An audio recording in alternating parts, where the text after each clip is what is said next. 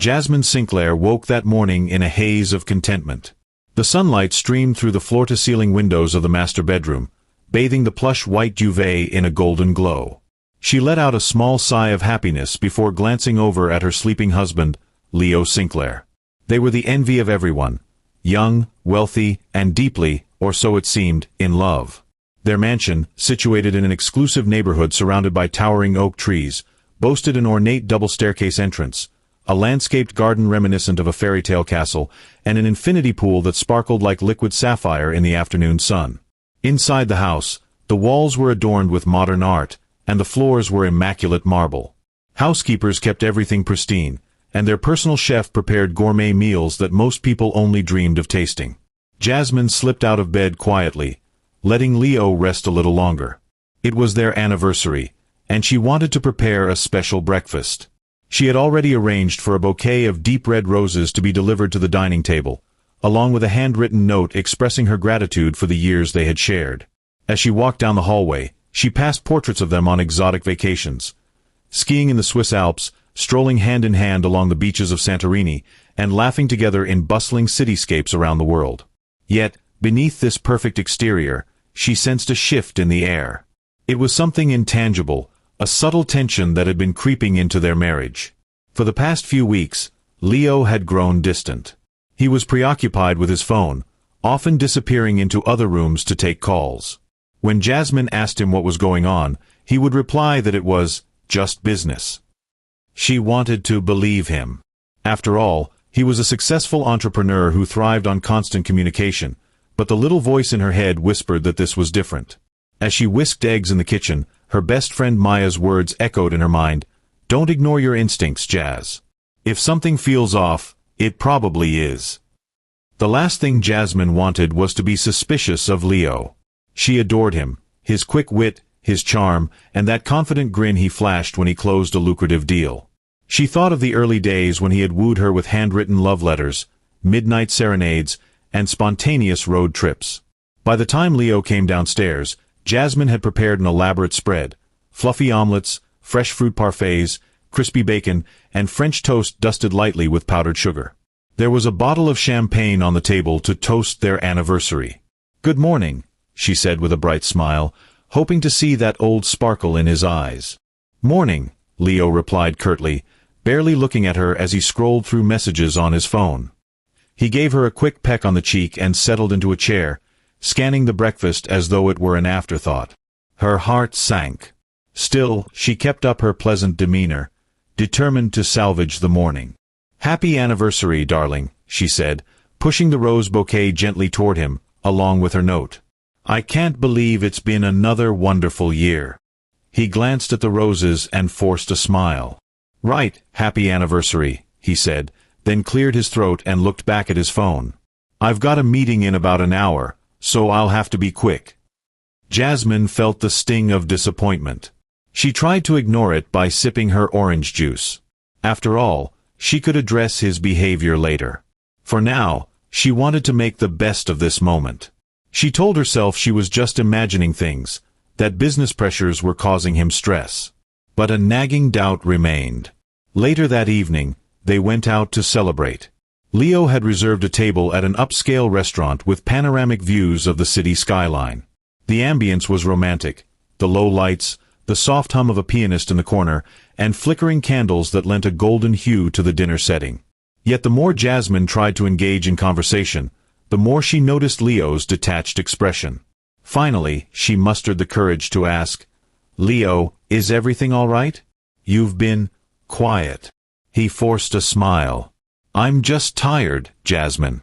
Work has been hectic." She nodded, forcing her own smile in return, but her heart was pounding. She couldn't shake the feeling that there was more to the story. As the evening came to a close, they returned home. Jasmine stared at the mansion's front door before stepping inside. She was determined to find out what was making Leo so distant. Something told her there was a secret lurking beneath their fairy tale facade. An uneasy sensation gripped Jasmine that night. She lay in bed, listening to the rainfall outside, as the clock ticked past midnight. Her mind raced. Every laugh or smirk Leo had shared over the past few weeks seemed suspicious. Every conversation abruptly ended when she walked into the room. Every text message he refused to show her.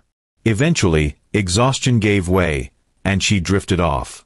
But around 2 in the morning, she woke to find Leo sound asleep next to her. The blue glow of his phone on the nightstand caught her eye. She sat up slowly, her breath shallow. Should she look? She wanted to trust him, yet her intuition screamed for her to uncover the truth. With trembling hands, she picked up the phone. She glanced at Leo, still asleep, his chest rising and falling in a steady rhythm. She knew his passcode. He had given it to her months ago. She typed it in, her heart thudding. The first notification on the screen was a message from someone named Sophia. "I'm so excited for our future together. Glad you're finally leaving that burden." Jasmine's eyes widened. Her pulse spiked as she tapped the message. A whole thread of incriminating texts unfolded. Sophia, when will you tell her? Leo, as soon as I can. She's clueless, but I can't take this any longer. Sophia, she's just holding you back. Once you're rid of her, we'll travel the world together. Leo, agreed. I'm working on a plan. A cold sweat broke out across Jasmine's forehead. The word burden echoed in her mind. Her stomach churned as she scrolled, discovering photos of Leo and Sophia in a hotel room, locked in an embrace, time-stamped just a few days prior. This was no fleeting affair. It was serious, planned, and callously discussed as if Jasmine was nothing more than an obstacle. Tears blurred her vision. She felt her world collapse, her heart pounding so loudly she feared it might wake Leo. She wanted to confront him that instant. Shake him, scream at him, demand answers. But a sudden surge of adrenaline told her to hold back, to gather her thoughts, to figure out her next move before letting him know what she'd found. In hushed desperation, she put the phone down and slipped out of bed. She tiptoed into the bathroom, locking the door behind her. With shaky fingers, she scrolled through her own phone and screenshotted every incriminating conversation. Her cheeks were wet with tears she hadn't realized she was shedding. "How could he do this to me?" she whispered, pressing a palm to her mouth to stifle a sob. The man she had adored, the man she had built a life with, was planning a future with someone else, someone who called her a burden. For a moment, she stared at her reflection in the mirror. The jasmine-scented diffuser in the corner was ironically comforting, a scent she had always loved. Her eyes were puffy, her hair disheveled. She felt sick to her stomach. When she finally gathered enough courage to leave the bathroom, she slipped back into bed, her mind racing with the question, confront him now or wait? She decided to wait. Confrontation with zero strategy could backfire. She needed to think, to plan, to decide if she wanted to fight for her marriage or walk away from it all. Beside her, Leo slept peacefully, like a man whose conscience was unburdened. Jasmine stared at the ceiling, her heart in shards, wondering if she could ever trust him again. She didn't know that her world was about to be shattered even further. For 2 days, Jasmine maintained a facade of normalcy around Leo. She needed time to process what she had discovered. Leo, seemingly oblivious, went about his days as though nothing were amiss. He attended meetings, answered phone calls, and occasionally paused to check on Jasmine in that superficial way he had adopted. Each time he glanced at her, she felt both fury and heartbreak pulsating through her veins. She almost confronted him after dinner one night, but he left in a rush, claiming an emergency meeting. Jasmine was certain it was no business crisis. It was Sophia. The thought filled her with quiet rage. Her trust had been violated, and the only way she could cope was by planning to meet her lawyer discreetly. But life had other plans that intervened far more dramatically. It was a stormy Friday evening. Rain pelted the windows, and thunder rumbled in the distance. Jasmine and Leo had another heated argument, one that escalated from accusations of indifference to half-veiled threats of leaving. Leo's cruelty surfaced in small, cutting remarks, "You're suffocating me, Jasmine," and "Just give me some space for once." His words stung like open wounds. She had not revealed what she knew, but her anger at his hypocrisy fueled the conflict. Finally, Jasmine couldn't take it anymore. She grabbed her car keys and stormed out the front door. Leo didn't even try to stop her. The night sky was black, illuminated only by flashes of lightning. She got into her sleek sports car, her hands shaking as she fumbled with the ignition. She took off at high speed, wanting to outrun her fury and heartbreak. The roads were slick from the downpour, the streetlights obscured by sheets of rain. She replayed the text messages in her mind, the horrific notion that her husband and his mistress referred to her as a burden. Her tears blurred her vision. She accelerated, trying to escape the ache in her chest. The windshield wipers lashed back and forth, but it was hard to see more than a few feet ahead. Suddenly, the blinding headlights of an oncoming truck swerved into her lane. She slammed on the brakes, the car skidding uncontrollably on the wet asphalt. The last thing she remembered was the sickening crunch of metal, the jolt that whipped her head back, and a flash of lightning illuminating the monstrous shape of the truck as it collided with her. Darkness enveloped her. When she finally came to, she felt excruciating pain coursing through her body. Bright fluorescent lights overhead replaced the darkness. The smell of antiseptic and the distant beeping of hospital machinery told her she was in a hospital. She tried to move her legs, but they felt numb, like dead weight. She managed to choke out, "What happened?" though her voice was hoarse. A nurse in scrubs approached. "You were in a car accident, Mrs. Sinclair," she said gently. "You've suffered a severe spinal injury. We're still running tests." Jasmine blinked slowly, trying to absorb the information. A wave of panic swept over her. "My legs," she breathed. The nurse offered a sympathetic look. "There's no easy way to say this. The preliminary scans show significant damage to your spinal cord. Right now, you have no sensation or movement from the waist down." Shock and disbelief paralyzed Jasmine as tears welled up in her eyes. She could feel a gnawing sense of terror. Her entire life had changed in an instant. She tried to lift her head, to see the rest of her body, but felt a sharp pain in her neck. The nurse gently eased her back down. "Stay still. The doctors will be in to explain more." Her mind spun. She thought of her dance classes, her morning runs, even simple things like climbing the stairs at home. Her life had revolved around physical mobility, independence, and grace. Now, it seemed like all of that was gone. The hospital room door opened, and a doctor with a solemn expression walked in. He explained that they had performed emergency surgery to stabilize her spine, but the prognosis was uncertain. She would need extensive rehab, and there was no guarantee she would ever walk again. Jasmine felt a lump rise in her throat.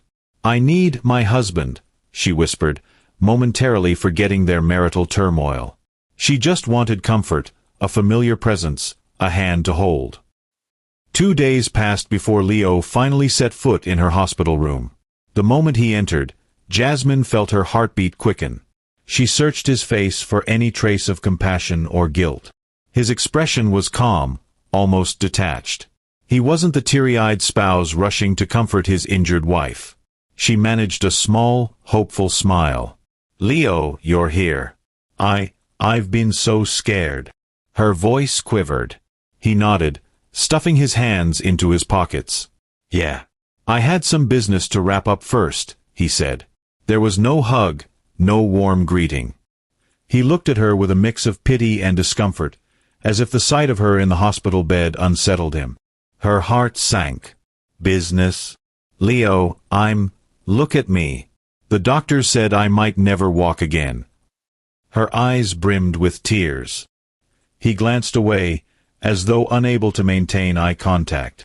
"I'm sorry you're hurt," he replied, his voice barely above a murmur. He paused, then let out a sigh that sounded more exasperated than sympathetic. "But Jasmine, this is a lot. I can't be tied down to a cripple." The words hit her like a sledgehammer to the chest. For a moment, she thought she might have misheard. She struggled to push herself up on the bed, wincing at the pain shooting down her spine. What did you say?"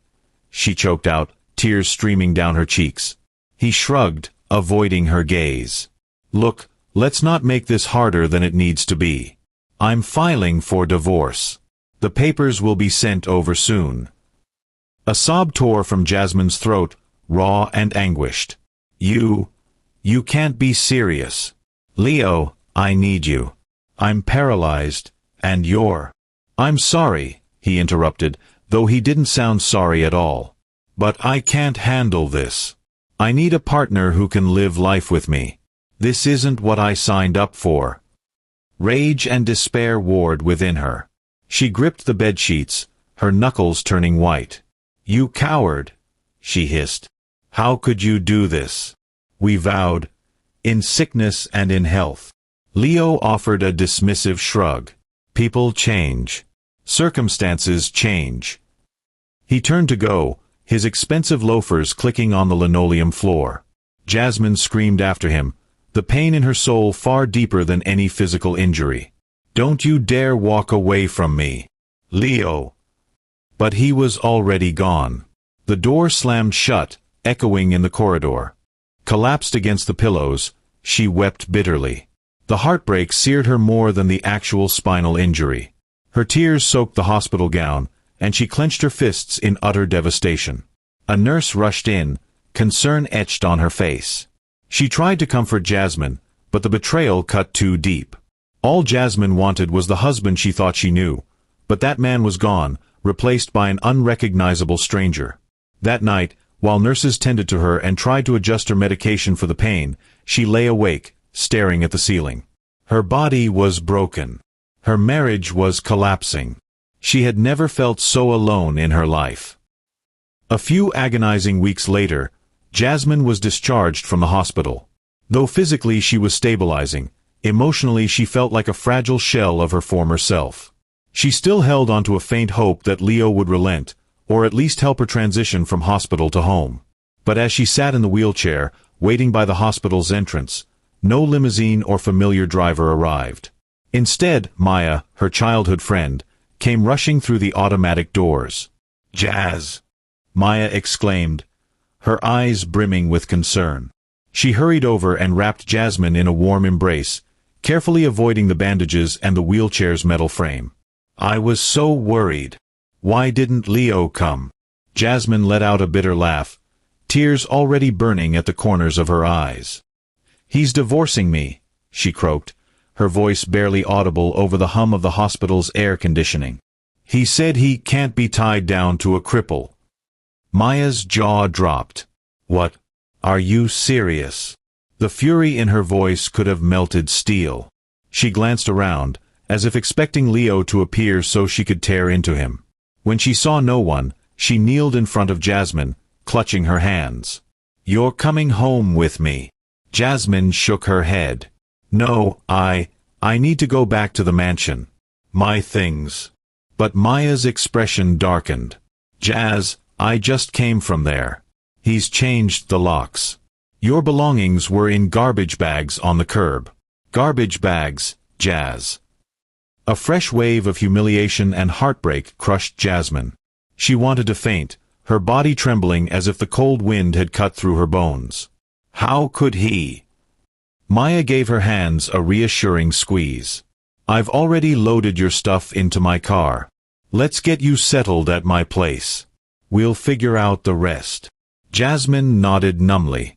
She didn't have the energy to argue. The image of her clothes, personal mementos, and family heirlooms stuffed into trash bags haunted her. She couldn't stop herself from sobbing silently as Maya pushed the wheelchair through the parking garage toward the car. During the drive, droplets of rain dotted the windshield, mirroring Jasmine's tears. She leaned her head against the window, staring vacantly at passing buildings. Her phone buzzed with messages from old acquaintances who had heard about the accident. Some offered condolences, others sought gossip. None of them were from Leo. The mansion on the hill, once a symbol of a love story fit for a fairy tale, was now a cold fortress from which she had been exiled. When they arrived at Maya's small but cozy apartment, Jasmine couldn't help but contrast it with the opulence she was used to.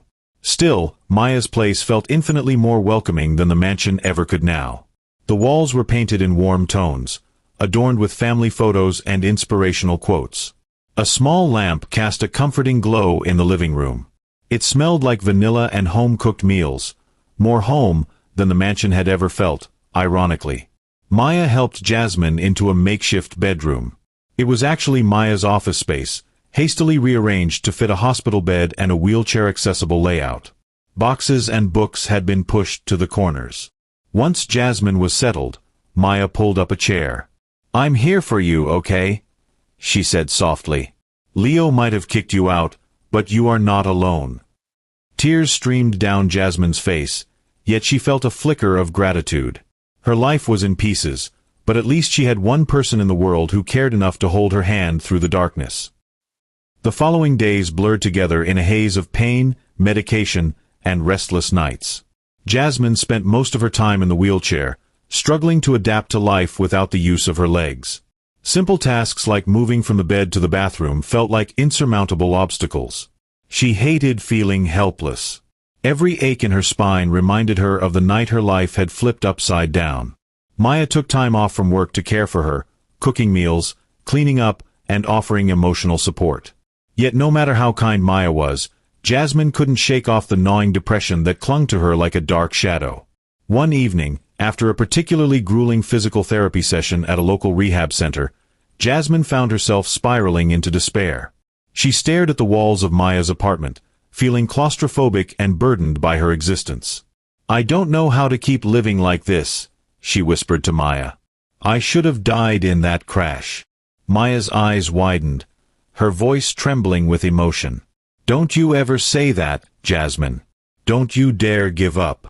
She took Jasmine's hand and squeezed it. "You're stronger than this." Jasmine shook her head, fresh tears streaming down her face. "How can you say that? I can't walk. My husband abandoned me. My finances are frozen. He's tied up all our assets. I can't even afford to fight him in court right now. What kind of life is this?" Maya knelt in front of the wheelchair, her voice fierce. "A life worth fighting for. You still have a mind. You still have your creativity, your heart, your spirit. You're alive, Jasmine, and that means there's still hope." The next day, Maya convinced Jasmine to take a trip to the park. Despite her reluctance, Jasmine agreed, if only to get out of the house. The park was a simple one, with a narrow pond at the center, a few towering oaks, and a small playground. The sun peeked through the clouds, casting a gentle warmth. There, they saw a young boy in a wheelchair, spinning around in gleeful circles. He wore a vibrant smile as he chased a butterfly with a net held awkwardly in his hand. Now and then, he'd laugh out loud whenever he almost caught the fluttering creature. Jasmine watched him, transfixed. The boy's mother stood nearby, smiling fondly, occasionally calling out, "Be careful, sweetie." But the child seemed fearless. For a moment, Jasmine felt a pang in her chest, a mix of admiration and envy. How could that little boy find joy in his circumstances while she was drowning in despair? They stayed at the park for an hour, mostly watching the boy and listening to the sound of kids playing. On the drive back, Jasmine remained silent. Maya glanced at her, sensing a shift in her demeanor. "Jazz?" she prompted gently. "Something on your mind?" Jasmine exhaled, her gaze distant. That boy. He didn't look sad. He didn't even care that he was in a wheelchair. He was just living. Maya smiled softly. "Exactly. Life goes on, no matter what." Jasmine felt a flicker of resolve she hadn't experienced since the accident. She still felt overwhelmed, but an idea rooted in her mind. Maybe, just maybe, she could live again, too. Jasmine's internal battle raged on, but the sight of that young boy playing in the park planted a seed of determination. She decided, albeit hesitantly, to commit to her physical therapy. It was a slow and painful process. Each session pushed her to confront her body's limitations and her deepest fears. The rehab center smelled of disinfectant, sweat, and stale hope.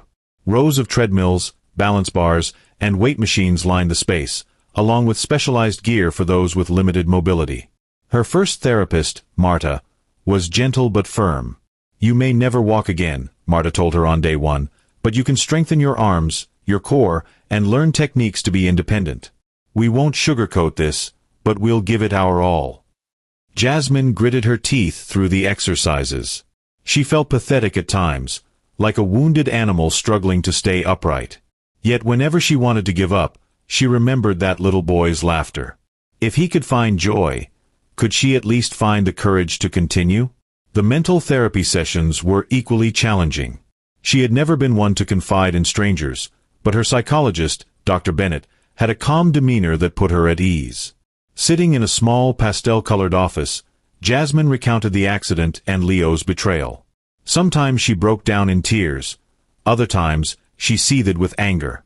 Anger is a natural phase of grief, Dr. Bennett would remind her. Your life changed drastically, and you also lost your relationship. Both are monumental losses. Gradually, she learned coping strategies, breathing exercises, journaling, and mindfulness.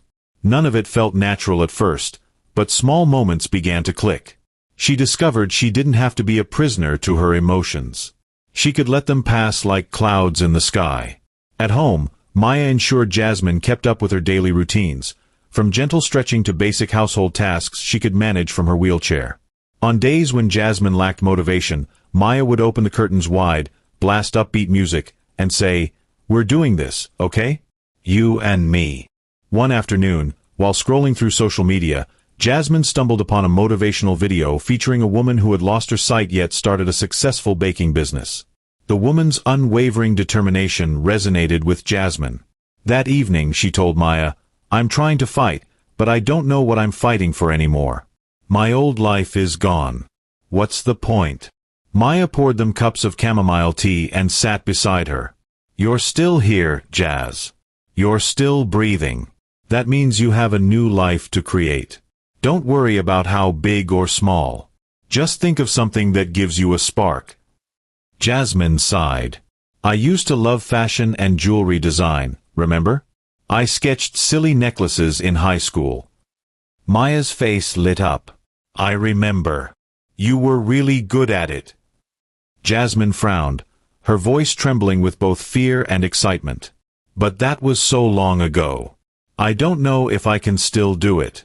My hands shake sometimes." Maya took her hand gently. "Then we'll work on that. One step at a time." Jasmine nodded. She felt a tremor of hope, like a tiny light flickering in the darkness. Perhaps she could fight for herself. Maybe she could build something new, something that belonged to her alone. Every journey begins with a single step, and for Jasmine, that step was signing up for an online business course she came across in a social media ad. The course promised to teach the basics of e-commerce, branding, and digital marketing. It seemed daunting, but also thrilling, like a peek into a world of possibilities she had never before considered. In the weeks that followed, Jasmine devoted her free time to studying modules on product sourcing, website building, and social media strategy. Her wheelchair no longer felt like a prison. It was simply where she sat to watch the lecture videos and take notes. She felt her creativity reignite when she doodled potential jewelry designs in a spiral notebook. Beaded bracelets, statement necklaces, custom pendants. The ideas flowed like water from a newly opened faucet. Maya noticed the change. "You're practically glowing," she commented one morning while sipping coffee. "It's so good to see you like this." Jasmine blushed. "I'm just excited to try something new. I mean, I can't walk, but I can still work with my hands and my mind." On a whim, she decided to test a small batch of handmade bracelets. She ordered basic supplies online, beads, clasps, and strings, then painstakingly put them together at the kitchen table. Her dexterity was off at first, and she dropped beads several times. But with patience, she managed to create a few simple but elegant pieces. One day, Maya came home to find Jasmine hunched over the table, surrounded by small plastic containers filled with beads. "Look at these." Jasmine beamed, holding up a delicate bracelet adorned with silver charms. "It's not perfect, but—" Maya's eyes lit up. "They're beautiful, Jazz. Seriously. You've got talent." Jasmine couldn't help the smile that tugged at her lips. It was the first time in ages she felt proud of something she had accomplished. Even if it was just a handful of homemade bracelets, it represented a piece of her soul, a fragment of resilience made tangible. That night, Jasmine put her newly acquired knowledge to use, setting up a rudimentary online store using a popular e-commerce platform. She snapped photos of the bracelets with her phone, wrote short descriptions, and hit publish. It was a small step, but it felt monumental. She called the brand Sunrise Adornments, symbolizing new beginnings. As she leaned back in her wheelchair, exhaustion mingled with cautious optimism. She stared at the laptop screen, thinking about how far she had come in just a few months. Even though she had a long road ahead, financially, emotionally, physically, she had taken a step forward. And sometimes, a single step is all it takes to begin a new chapter. Once her small online storefront was live, Jasmine dove headfirst into the world of entrepreneurship. The business course had taught her about branding, target demographics, and the power of storytelling. She understood that people crave authenticity, and she had a story unlike any other, a woman who, despite being paralyzed and abandoned, refused to give up. She carefully crafted a short bio on the About Us page of her website. She didn't reveal all the messy details, Leo's betrayal, the frozen bank accounts, or the heartbreak. Instead, she focused on her journey to reclaim her life after a devastating accident. She explained how each piece of jewelry was lovingly crafted to symbolize resilience and hope. In the first few weeks, the store had minimal traffic. Most people who clicked on it were either friends of Maya or random strangers who stumbled upon the page through social media. Each day, Jasmine checked her site analytics with nervous excitement, only to see single-digit visitors. It was demoralizing, but she kept at it. Her routine became a disciplined hustle. In the mornings, she spent an hour on physical therapy exercises to strengthen her arms and core. Then she'd work on new designs, photograph them, edit the images, and upload them to the site. In the afternoons, she'd engage on social media, commenting on other entrepreneurs' posts, sharing motivational snippets, and reaching out to potential collaborators. By evening, her muscles ached, and she would collapse into bed, physically spent but mentally brimming with ideas for the next day. All the while, Leo remained a looming presence at the back of her mind. She hadn't heard from him since the hospital confrontation. Her lawyer had managed to unfreeze a small account she had set up before marriage, providing just enough funds to cover her basic needs and the initial business expenses. Part of her was grateful she could distract herself with the hustle, but a sliver of heartbreak still lived within her, reminding her of the betrayal. Maya continued to be her rock. Whenever Jasmine doubted herself, wondering if she was delusional to think she could turn a few beaded bracelets into a thriving business, Maya's unwavering support kept her afloat.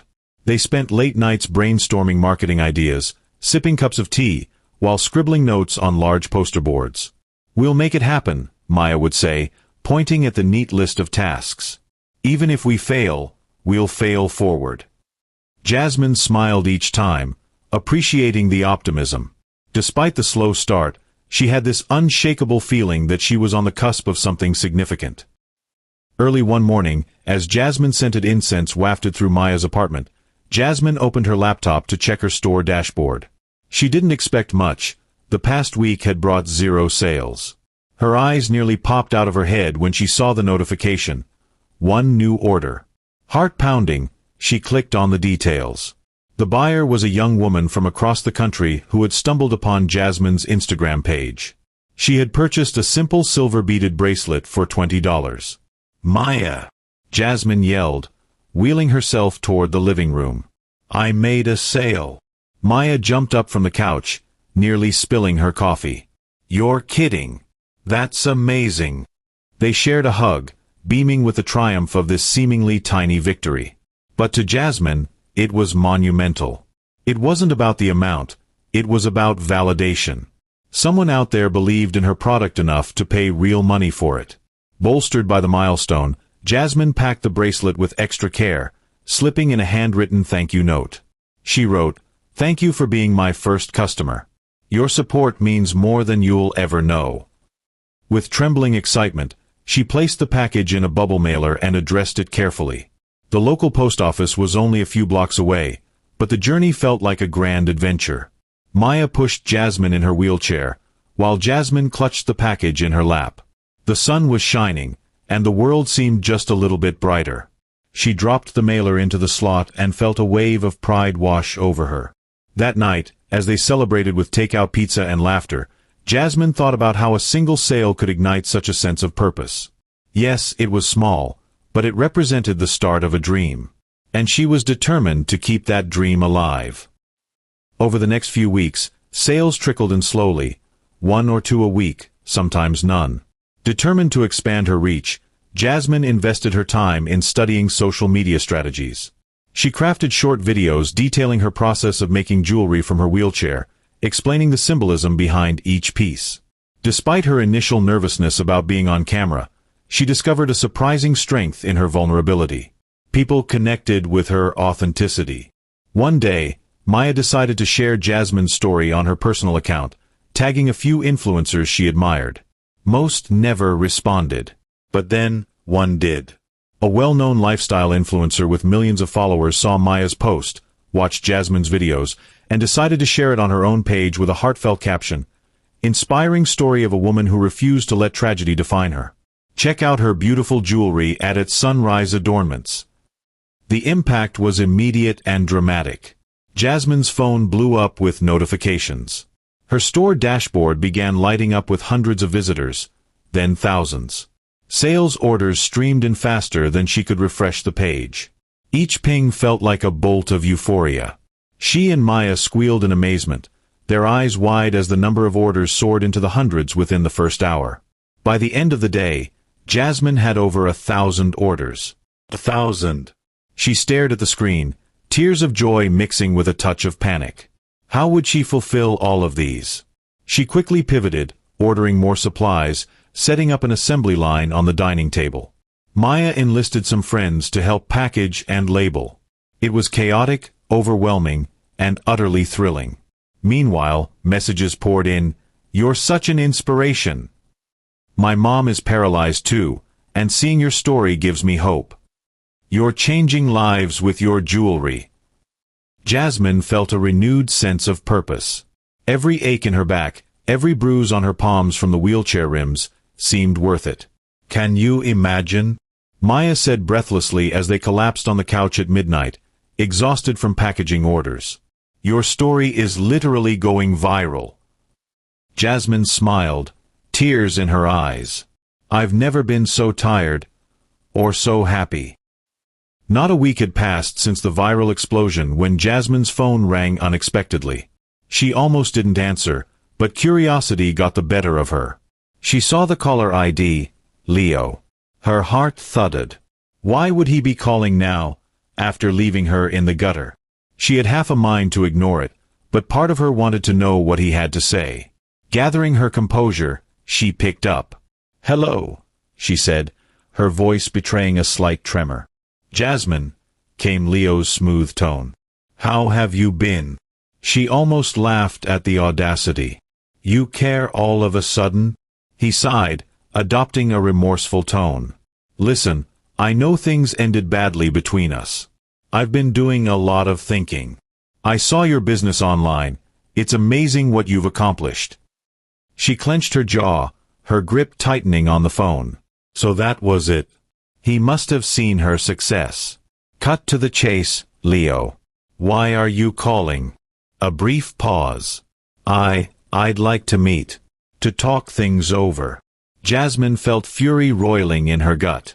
She remembered the moment he called her a cripple, the way he threw her things out like trash. But now he wanted to talk. Still, something in her wanted closure, or at least a chance to see him squirm. "Fine," she said coldly. "Tomorrow, 2 p.m., at the Maple Café." He agreed, and the call ended. Maya, who had overheard from the kitchen, walked in, brow furrowed. "Was that Leo?" Jasmine pressed her lips together. "He wants to meet. Probably because he's seen my jewelry business blowing up. Figures he can worm his way back into my life now that I'm not a burden." Maya scowled. "Be careful, Jazz. He's venomous." Jasmine nodded. "Oh, I know. Don't worry, I'm not falling for anything." Yet inside, her stomach churned at the thought of seeing him again. Would old feelings resurface? Would she crumble under the weight of memories? She prayed for the strength to stand her ground. The Maple Café was a quaint spot with wooden tables, hanging lights, and the aroma of freshly brewed coffee. It was a sharp contrast to the tension that hung in the air as Jasmine wheeled herself inside. She spotted Leo seated by the window, tapping his foot anxiously. He stood when she approached, feigning courtesy, but his eyes flickered with discomfort upon seeing her in the wheelchair. "Jasmine," he said, attempting a warm smile. She said nothing, just stared at him, recalling every cruel word he had thrown her way. A waitress approached, and they ordered coffee. Once she left, Leo cleared his throat. "I've been following your story online. You've really transformed yourself. I'm proud of you." Jasmine narrowed her eyes. "Spare me the pleasantries. What do you want?" He exhaled, clasping his hands together. "Look, Sophia and I, things didn't work out. It was a mistake." The mention of Sophia ignited a flash of anger, but Jasmine kept her composure. "So you left me for her, and now you want to come crawling back because she dumped you?" He grimaced. "It wasn't like that. We drifted apart. Besides, I realize now that I made a terrible mistake leaving you in your condition. But we were under so much stress." His tone took on a pleading note. "I miss us, Jasmine. Could we start over?" Jasmine almost laughed at the gall. "Really? After all you said and did?" "I was stupid," he muttered, looking down at the table. "But I want to fix things. I see you're doing well. Maybe we can partner in your business. I have connections, capital." A wave of disgust swept over her. She pulled out her phone, which she had discreetly set to record audio. "So that's it. You want to profit from my success now that you're broke?" She locked eyes with him, her voice cold. "You left me paralyzed and alone in that hospital room. You kicked me out of our home. You called me a cripple." Her voice wavered only slightly. "And you want me to forget all that?" He had the decency to look embarrassed. "I'm sorry," he said weakly. "If it's about money, I'm sure we can come to some arrangement. You must still care about me." Unable to hold back, Jasmine flung a scalding retort. "I care about you? No, I pity you. You lost everything because of your own arrogance." In a desperate move, Leo reached across the table to grab her hand. Instinctively, she pulled back. A moment later, the waitress came by with their coffees, looking awkward at the tension. Once she left, Jasmine took a deep breath. "Leo, this conversation is over. And just so you know, I recorded it. I'll make sure everyone knows exactly what kind of snake you are." His eyes widened in horror. "Wait, you wouldn't." She smirked, rising from her chair. "Watch me." With that, she turned and wheeled herself out. Her heart pounded, but a sense of power coursed through her veins. She felt no guilt in exposing the truth. Later that evening, with Maya's help, she uploaded snippets of the conversation to her social media account. The internet erupted in outrage against Leo's cold opportunism. In a matter of days, gossip channels picked up the story. Headlines blared, "Heartless husband tries to exploit paralyzed wife's success." Leo's public image, already shaky, took a catastrophic nosedive. The scandal around Leo gave Sunrise Adornments another surge of publicity, this time with a sympathetic twist. Orders skyrocketed once more, but now the demand wasn't just local or national. It went global.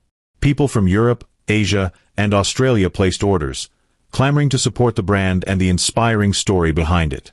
Jasmine could hardly keep up with the growth. She hired a small team to manage shipping and customer service. Maya officially became her business partner, overseeing operations and HR. They moved out of the cramped apartment into a spacious loft that functioned as both home and office space. Journalists reached out for interviews. A news crew came to film a segment on Jasmine and her journey. She opened up about her accident and how the business had given her a new lease on life, though she spared viewers the most intimate details of Leo's betrayal. The media painted her as a beacon of resilience, and sales soared. Before long, investors approached her, seeing the massive potential in her brand. One investor, a well-known philanthropist, offered seed funding to expand operations. Jasmine accepted cautiously, mindful not to lose creative control. With the new capital, she launched a signature line of custom-made necklaces, featuring inspirational quotes or personal messages. Every piece sold out within days. In mere months, Sunrise Adornments morphed from a modest online store to a million-dollar enterprise. Jasmine upgraded from a borrowed corner in Maya's apartment to a high-rise penthouse, complete with wheelchair-accessible modifications. She still maintained a warm, inviting atmosphere, adorning the living space with soft rugs and uplifting artwork. From the penthouse windows, she could see the city skyline, a tangible symbol of how high she had risen. Sometimes, as she looked out at the glittering lights, she felt a pang of disbelief. Had she really climbed out of rock bottom to reach this pinnacle? Yet a hint of emptiness lingered in her chest.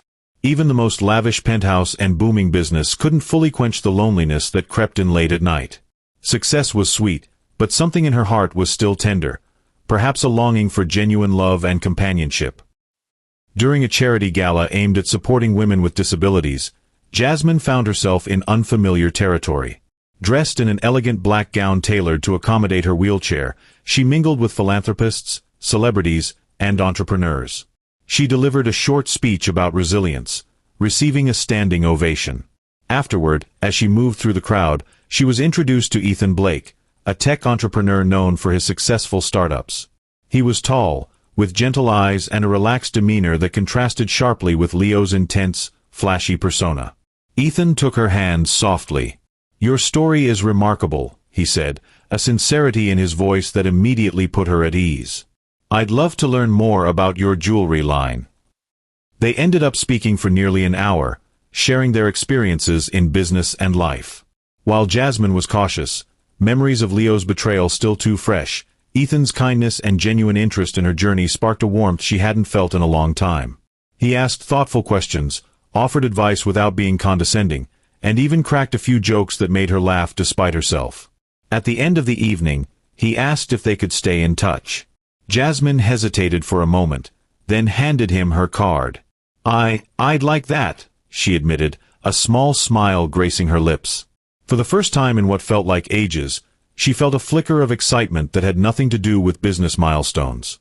In the days that followed, Ethan and Jasmine corresponded via email, then texts, and finally phone calls. Their conversations ranged from tech innovations to personal philosophies on life. She discovered that Ethan had a philanthropic streak. He donated a portion of his company's profits to mental health initiatives. Yet doubt nagged at her heart. Was she ready to open herself up to another man?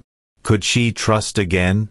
Late one night, she found herself staring at her phone, a half-composed text to Ethan on the screen, her finger hovering over the send button. Was it too soon? She closed her eyes. The memory of Leo's betrayal still cut deep. But she also knew she couldn't let one heartbreak define the rest of her life. With trembling resolve, she hit send, letting the possibilities unfold. In the midst of Jasmine's budding conversations with Ethan, news broke of Leo's latest scandal. An investigative report revealed that Leo had been falsifying financial documents in one of his business ventures. He had allegedly siphoned investor money to fund personal expenses, lavish vacations, pricey cars, and, of course, an extravagant lifestyle with Sophia. The authorities wasted no time. Leo was arrested for fraud, his face plastered across news outlets, mugshot and all. The once proud entrepreneur now faced serious prison time if convicted. Meanwhile, Sophia, the very woman he had left Jasmine for, was nowhere to be found. Gossip columns suggested she jumped ship the moment the legal trouble surfaced. Jasmine read about it online, her eyes scanning each sentence with a mix of horror and vindication. Part of her felt pity. This was the man she once loved, who had been her husband. But another part felt a certain dark satisfaction. Karma, as they say, had delivered a decisive blow. Leo's downfall was public, humiliating, and complete.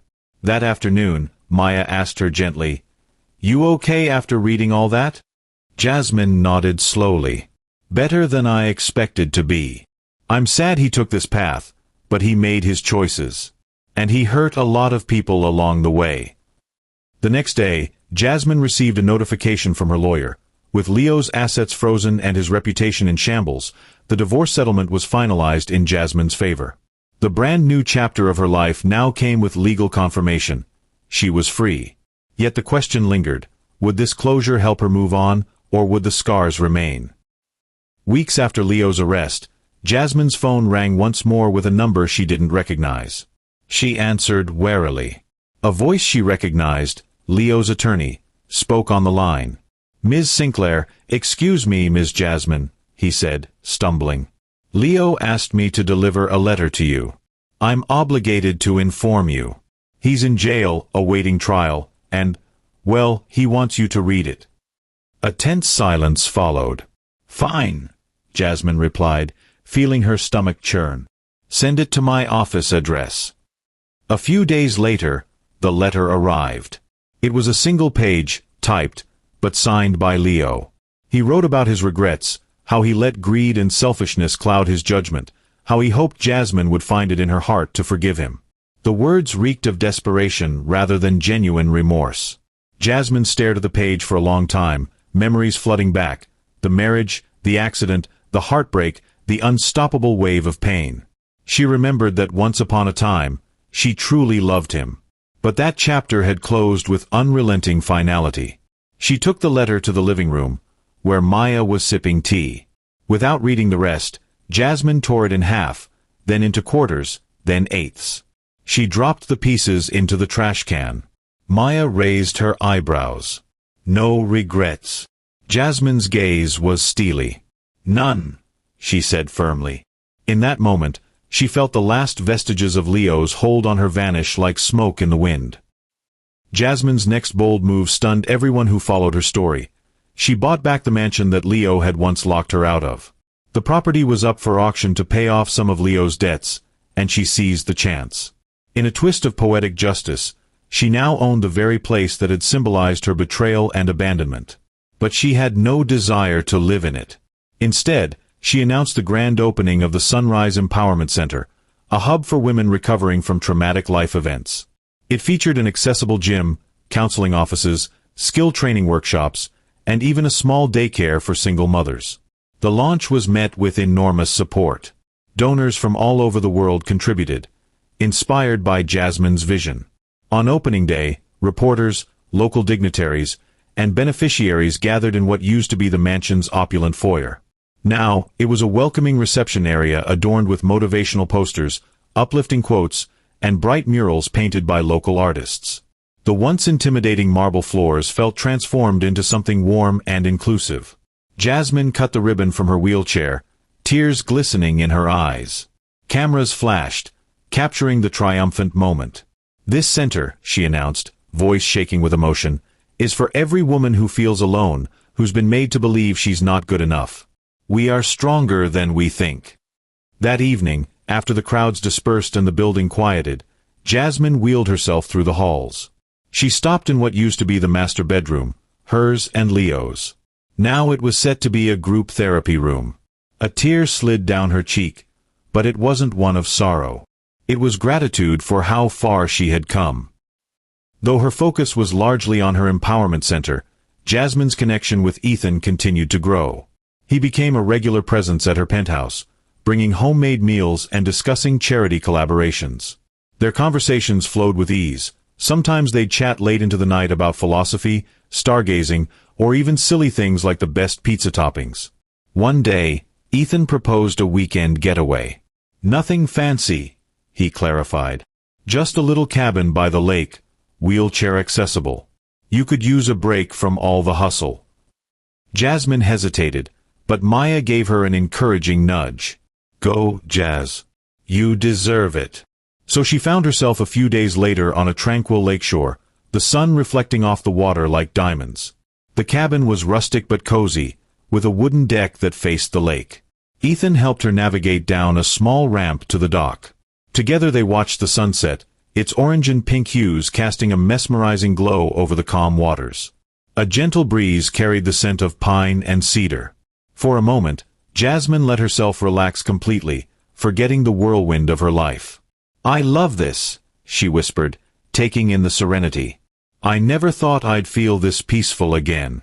Ethan sat beside her. "You've been through so much, Jasmine. If anyone deserves peace, it's you." She turned to him, meeting his gaze. Something unspoken passed between them, an invitation to explore emotions she had kept locked away. Her heart pounded.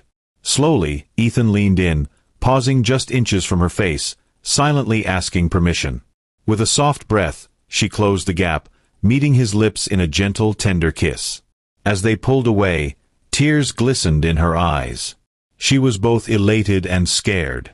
But she also knew this felt right, a new chapter of her life that she was finally ready to embrace. Time passed, and Jasmine and Ethan's bond grew stronger.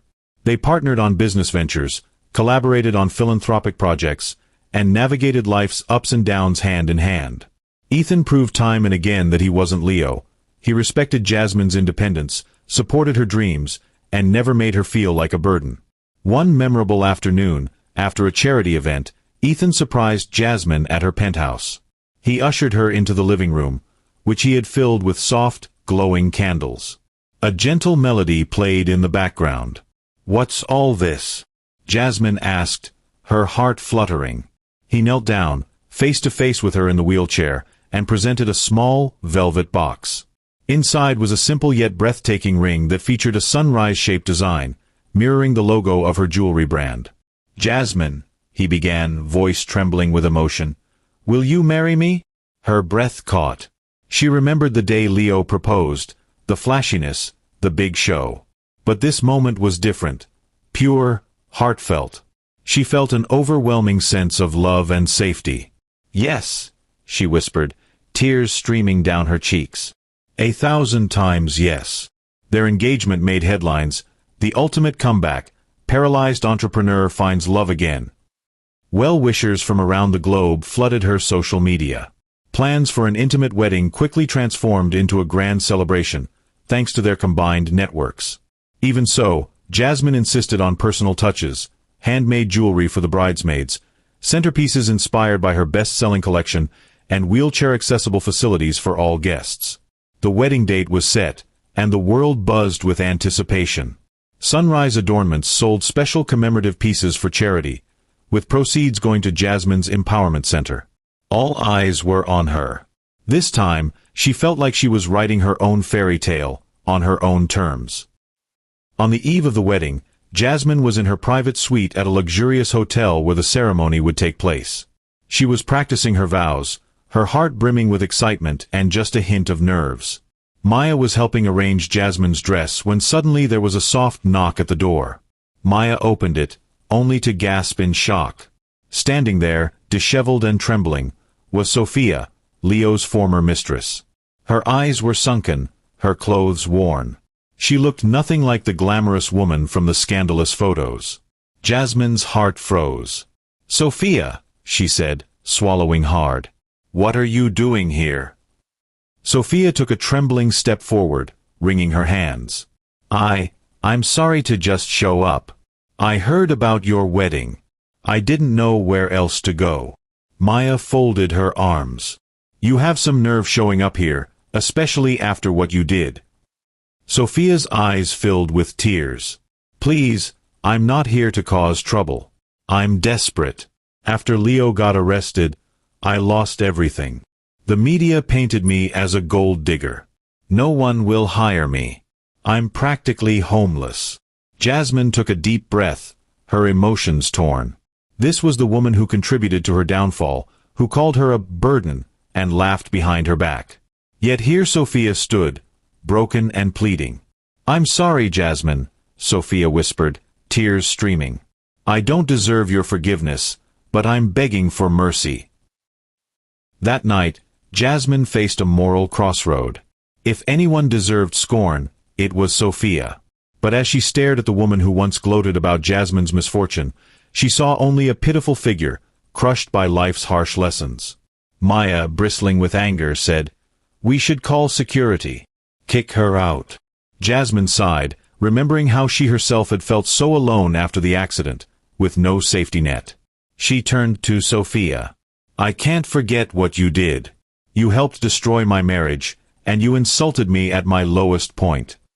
Sophia nodded, tears dripping onto the hotel carpet. "I know. I was awful. I was blinded by Leo's promises of wealth and a glamorous life. It was a horrible mistake, and I've paid dearly." Jasmine studied her for a long moment. "You're right, you have paid. And I believe people can change." She paused, her voice trembling only slightly. "If you truly want help, I'll give you a chance. But you'll have to work for it. No freebies." Sophia blinked, stunned. "You're giving me a job?" Jasmine nodded. "At the Empowerment Center. It won't be easy, and you'll have to earn everyone's trust. But if you're serious about turning your life around, you can start there." Maya's eyes widened. She pulled Jasmine aside. "Are you sure about this?" Jasmine exhaled. "Yes. I refuse to become as heartless as Leo was. I won't stoop to that level." Sophia broke down in sobs of gratitude. I don't know how to thank you." Jasmine shook her head. "Don't thank me. Just prove you can do better." In that moment, she felt a weight lift. Mercy had a strange power. Sometimes it healed the one offering it more than the recipient. The wedding day dawned bright and clear, a stunning contrast to the storm clouds that had once loomed over Jasmine's life. The venue, a lush garden overlooking a tranquil lake, was adorned with cascading flowers, white chairs, and a long aisle that had been made wheelchair-accessible with an elegant wooden ramp. Friends, family, and supporters from around the world gathered, buzzing with anticipation. Maya, radiant in a lavender dress, stood as Jasmine's maid of honor. The music began to play, a soft, lilting melody that drifted through the air. Jasmine appeared at the top of the ramp, her custom-designed gown shimmering in the sunlight. Her hair was pinned in an elegant updo, adorned with small crystal pins. She took a deep breath, her heart pounding with excitement, nerves, and overwhelming gratitude. Maya stepped beside her, offering a reassuring smile. Together, they made their way down the aisle. Onlookers wiped tears from their eyes at the sight of Jasmine, poised and fearless, rolling gracefully forward. For Jasmine, it felt like she was gliding on air. At the altar, Ethan waited, his eyes shining. As Jasmine reached him, he gently took her hands. Their vows were heartfelt, filled with references to second chances, resilience, and the kind of love that lifts you from the darkest pits. When the officiant pronounced them husband and wife, applause and cheers thundered through the garden. The entire world, watching via live stream, witnessed the moment Jasmine regained the love she had once thought lost forever. Across town, in a stark, cold prison cell, Leo stared at a small television that aired the local news. He watched the wedding coverage in silence, his face ashen. Gone was his arrogant swagger. He looked hollow, defeated, and older than his years. A cellmate glanced at the screen. "That your ex?" he asked, smirking. "Looks like she's doing all right." Leo said nothing, his throat tight. The camera zoomed in on Jasmine's radiant smile, her wheelchair adorned with flowers. Happiness radiated from her in waves. The corners of Leo's mouth twitched in a bitter grimace. He had lost the greatest woman he ever had, and the reality of that sank in like a heavy anchor pulling him to the bottom of a dark sea. As the news segment ended, Leo turned away, pain and regret churning in his chest. He no longer had wealth, status, or adoration. All that remained was the crushing weight of his mistakes, and the knowledge that life had gone on beautifully without him. In the months following her wedding, Jasmine felt an unprecedented sense of peace and purpose. The Sunrise Empowerment Center expanded to multiple locations, offering vocational training and therapy to hundreds of women facing life-altering challenges.